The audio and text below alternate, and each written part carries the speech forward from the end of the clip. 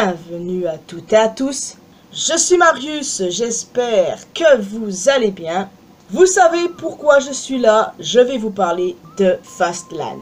Et il y a pas mal de choses à dire, bien évidemment. Alors certes, il n'y a eu que 5 matchs, mais ce n'est pas pour autant qu'il n'y a rien à dire sur ce show. Personnellement, moi, j'ai beaucoup aimé, franchement. Et il y en a d'autres qui s'accordent à dire que c'est le pire PLE de la WWE jusqu'ici. Ok, je ne sais pas si on a regardé le même show, mais il faut savoir que pour certains, s'il n'y a pas Roman Reigns dans un PLE, c'est automatiquement de la merde. Il y en a qui fonctionnent comme ça, je vous assure que ça existe, malheureusement. Bref, toujours est-il que, pour moi, la qualité prime sur la quantité. Vaut mieux une petite carte avec du bon catch qu'une carte bombée avec peu de temps de match ou des matchs horribles, vous voyez. C'est comme ça que je réfléchis, moi. Enfin bon, on va maintenant rentrer dans le vif du sujet parce qu'on est là pour ça après tout. Donc nous allons commencer ni plus ni moins avec le premier match du show. Et croyez-moi les amis, ça a commencé fort. Pour les titres tag team, d'un côté le Judgment Day, Finn et Damian contre Jay et Cody. Ouais, une équipe sortie de nulle part, mais qui étrangement fonctionne plutôt bien. Alors personnellement, moi j'avais pronostiqué le Judgment Day. Évidemment, avec les autres autour, la victoire pour moi était clairement assurée. Cependant, ce n'est pas du tout comme ça que ça s'est passé et Jay et Cody sont désormais les nouveaux champions. Alors déjà ça m'a étonné, mais ça me dérange pas tant que ça parce que j'imagine qu'ils ne resteront pas champions longtemps. Il va encore avoir de la discorde dans le Judgment Day.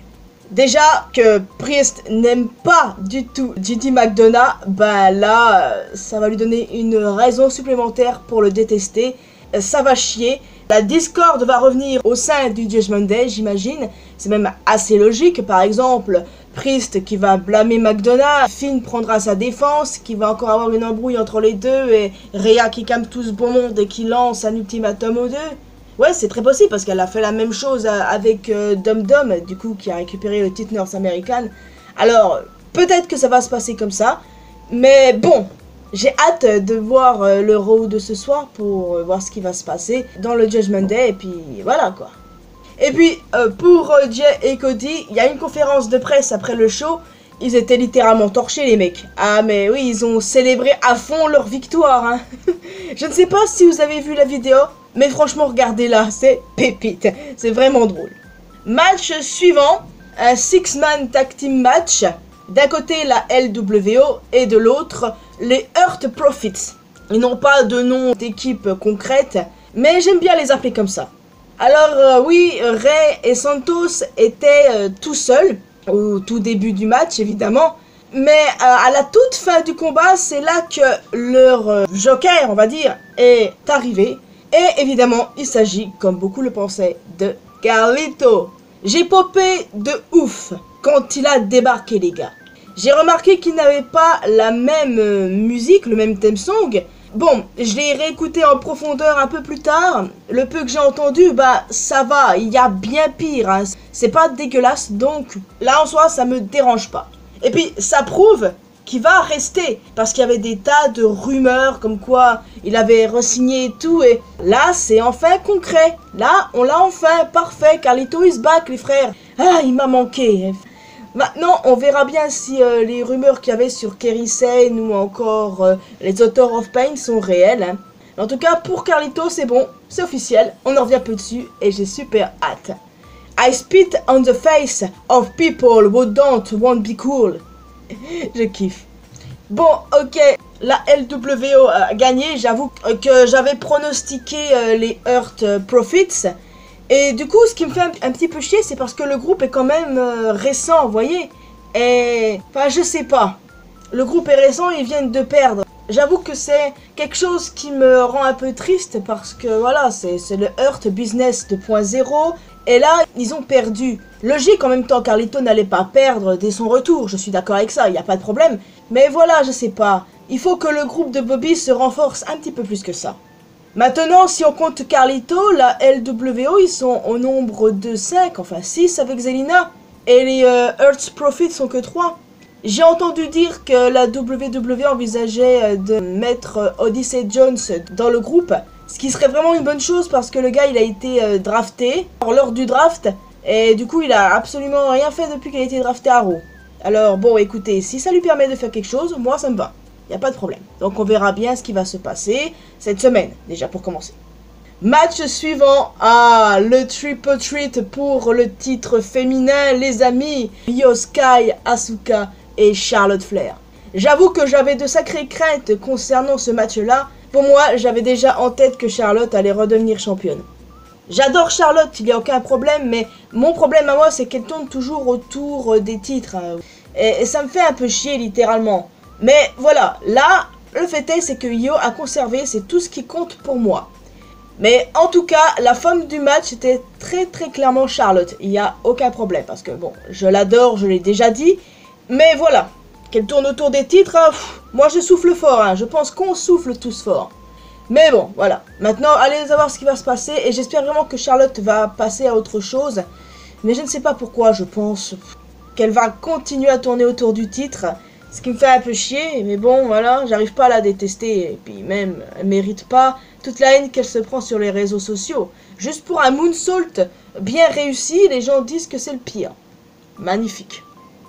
Et enfin, le match suivant, un tag team match évidemment, d'un côté, deux GOAT, John Cena et LA Knight, et de l'autre, Jimmy Uso, le tourne-veste, et Solo Sikoa. J'appelle Jimmy tourne-veste pour pas mal de raisons, le mec qui quitte en premier la Bloodline pour y retourner plus tard, mais bon, parce qu'il est perdu, tout ça, mais bon, bref. Ce qui est fou, c'est que LA Knight a une plus grosse pop que John Cena, je ne sais pas si vous vous rendez compte de la dinguerie, quoi. Et du coup, j'avais pronostiqué juste, je pense que c'était assez logique, une victoire de John Cena et LA Knight. Donc, avec Roman Reigns qui revient enfin cette semaine, je pense que Jimmy et Solo vont se faire détruire. Déjà, j'ai hâte de voir ce que Roman pense du fait que Jimmy s'est réincrusté dans la Bloodline pour commencer. Je vous jure, à force de ne pas avoir apparu pendant, je sais pas, plusieurs mois, littéralement, j'ai perdu le fil du temps, avec son absence, moi, personnellement. Donc, avec le temps qu'il est resté absent, je ne sais pas combien de temps, mais j'avais l'impression que ça fait une éternité. Et franchement, voilà, il est tellement peu présent, il faut faire quelque chose, là, les gars. Alors, je ne sais pas qui sera le prochain challenger de Roman Reigns, mais il n'y arrivera pas non plus. Non. Que ce soit John Cena ou LA Knight, comme le disent les rumeurs, aucun d'eux ne réussira. Déjà, John Cena, voilà, la grève des scénaristes est terminée, celle des acteurs va pas tarder à terminer aussi, donc on le reverra bientôt plus, malheureusement. Donc, LA Knight, je pense qu'il y a moyen que ce soit lui le prochain challenger, mais il n'y arrivera pas plus. Bon, victoire des deux GOAT, comme je les appelle, et puis voilà, c'est ça qui est ça.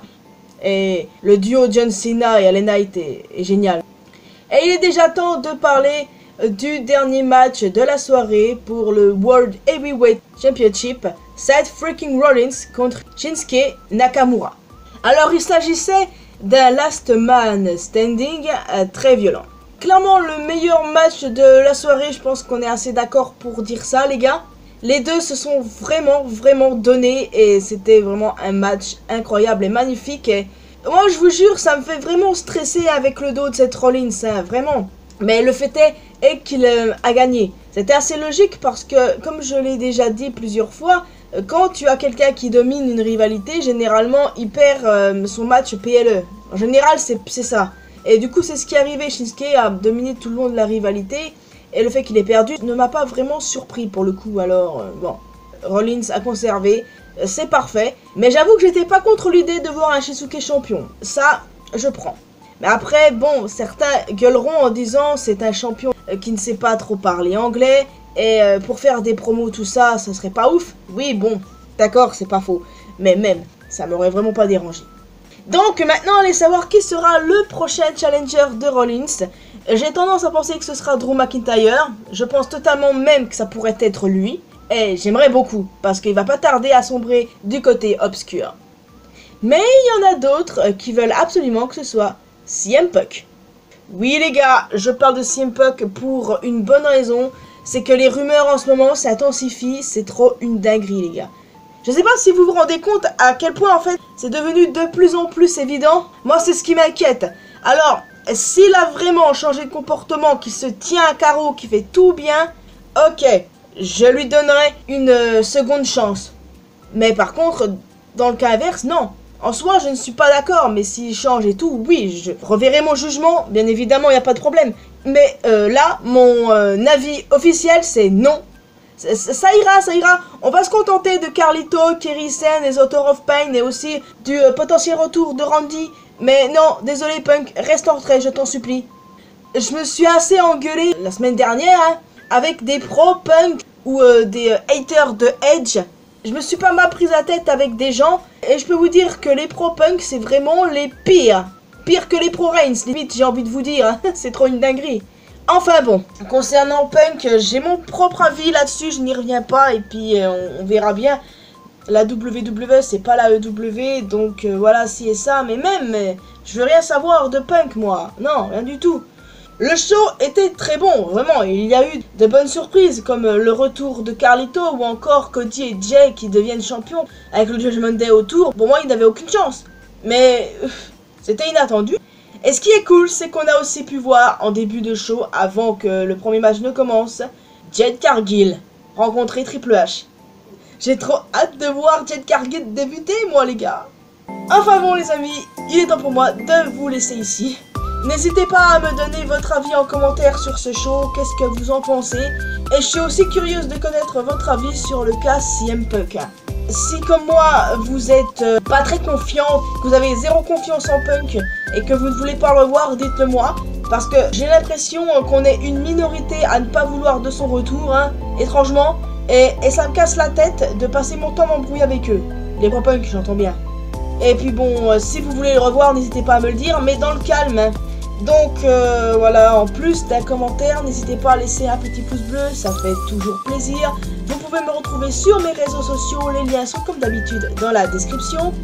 Et le plus important, abonnez-vous à cette chaîne ainsi qu'à ma chaîne principale pour qu'on puisse se retrouver dans une prochaine vidéo. Et n'oubliez pas d'activer les cloches notifications. Bye bye!